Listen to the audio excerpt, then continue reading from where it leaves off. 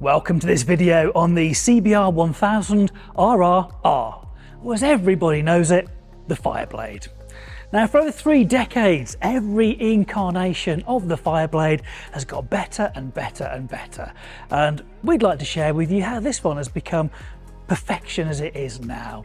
Perfect for the road, and for those of you that want to take them on track, it's going to excel there as well. Now, we have 2 versions. This is the SP version. We also have a carbon edition as well. So if you like the different aesthetic of the carbon look, and it's also going to save you a kilo off the overall weight, then we have that one as well.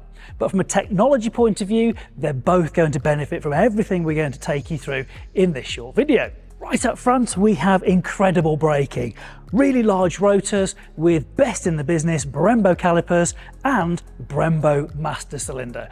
So you can rest assured, whether you're on the road or on the track, it's going to be excellent when it comes to stopping. And we know it's going to be fantastic when it gets to going as well. Now, the brakes are attached to the very latest version of Öhlins electronic suspension. So you can adjust things electronically on the bike. It will do those on your behalf. You'll tell it what you want to achieve, and you can simply program that in. You can equally mechanically make changes to the bike as well, and on the screen it gives you a guide based on your weight of how to do that, or getting your dealer to do that for you. Before I move away from the front though, there are a couple of things I'd really like to point out. We have winglets. We've had winglets before, but they are actually more compact now than before because we brought them a little bit further forwards. So by bringing them further forwards, we can get more weight over the front of the bike, which means actually they can be more compact on the machine itself. So more effective and blend in beautifully with the bike.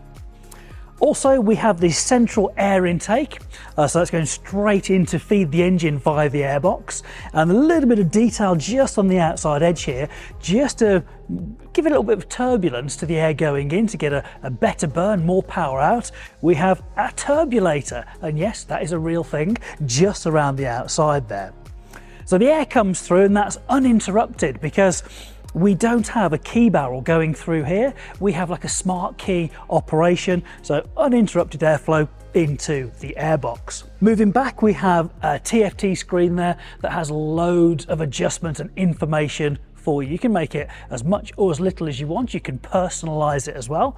You can select from the 3 different rider modes, but you can equally change and modify any of those rider modes that you want to, just to make it that bespoke setting for you or that particular track or the weather that you're in as well.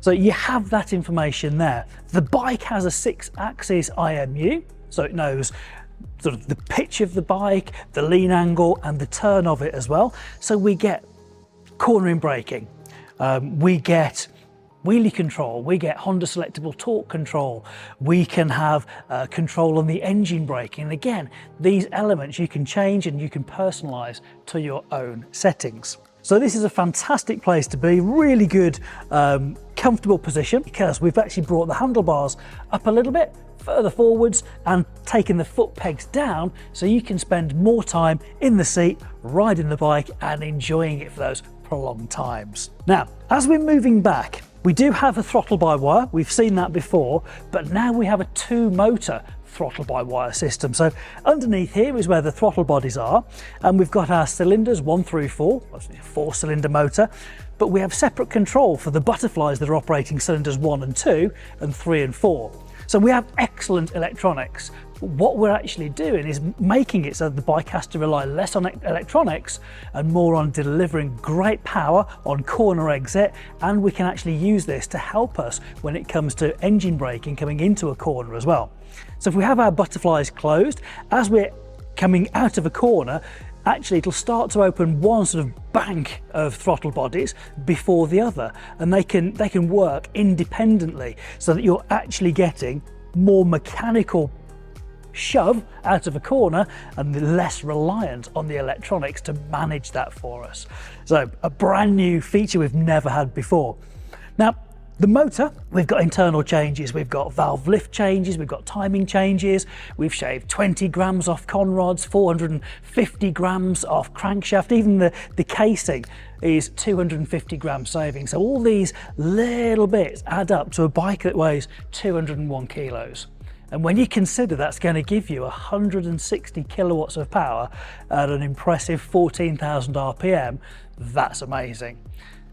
Even better, we've changed our gearing. So the gearing's a little bit shorter, so you're not going to be going as fast in each gear, which makes it more manageable as well. So a real nice little bit of detail there, which I'm sure you'll enjoy when you get to ride one of these. So again, we mentioned from a seating position, it's a really great place to be.